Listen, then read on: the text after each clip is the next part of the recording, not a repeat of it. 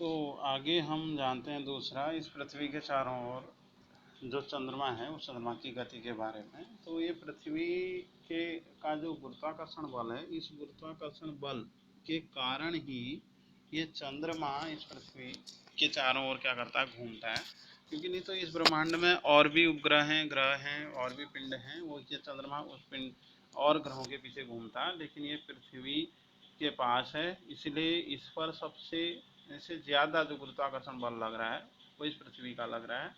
तो इस कारण से यह इस पृथ्वी के चारों ओर घूमता है। ठीक है, एक तो इसकी गति, और दूसरा जो सूर्य है, ठीक है, अब तीसरे नंबर पर आ जाते हैं। जो सूर्य है उस सूर्य के चारों ओर इस पृथ्वी की गति या ग्रहों की गति, ये गति का भी जो वह आपका रीजन है, जो कारण है, वह यही है गुरुत्वाकर्षण का सार्वत्रिक नियम। अगर सार्वत्रिक नियम नहीं होता तो ये पृथ्वी भी इस सूर्य के चारों ओर नहीं घूमती, और यदि चारों ओर नहीं घूमती तो इस पृथ्वी में जो ऋतु रहती है वो हमेशा एक जैसी ऋतु बनी रहती।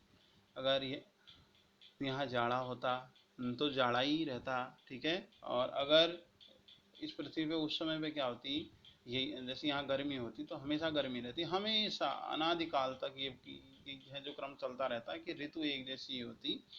लेकिन ये पृथ्वी क्या है, एक जगह पे स्थिर नहीं है, जबकि इस पृथ्वी के मतलब सूर्य के चारों ओर क्या हो रही है, ये आपका घूम रही है। इसीलिए जो ऋतु परिवर्तन होती है, उस ऋतु परिवर्तन का जो कारण है वो इस पृथ्वी का घूमना है। ठीक है, और ये भी किस कारण से होता है, गुरुत्वाकर्षण के सार्वत्रिक नियम के कारण से होता है। और सूर्य तथा जैसे अब चौथे नंबर पर हम से आ रहे हैं, तो इस सूर्य और चंद्रमा के कारण ज्वार और भाटा का आना, ये भी किस कारण से होता है, ये भी आपका पृथ्वी के और सूर्य और चंद्रमा के गुरुत्वाकर्षण के इस नियम, सार्वत्रिक नियम से। अमावस्या को जो सूर्य होता है वो पृथ्वी के सबसे ज़्यादा ये पास होता है। ठीक है, तो इसलिए यह सूर्य क्या करता है, इस पृथ्वी की चीज़ों को, जो छोटे छोटे कण हैं या छोटी छोटी चीज़ों को या पानी को, ये अपनी ओर आकर्षित करता है, और आकर्षित हो जाने से ही जो पृथ्वी का जल है वो जल क्या हो जाता है, आपका अनियंत्रित हो जाता है। ठीक है, और दूसरा, अब पूर्णिमा के दिन जो चंद्रमा होता है वो इस पृथ्वी के सबसे ज़्यादा वो हाँ पास होता है, और इस कारण से ही ज्वार की स्थिति उत्पन्न होती है।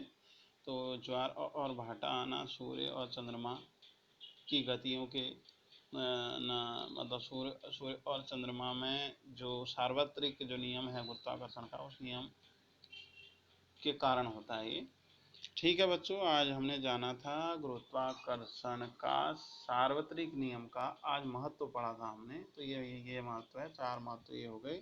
इनको आप ध्यान से इस वीडियो को आप सुनेंगे और समझेंगे, फिर लिख लेंगे। ठीक है, ओके, थैंक्स।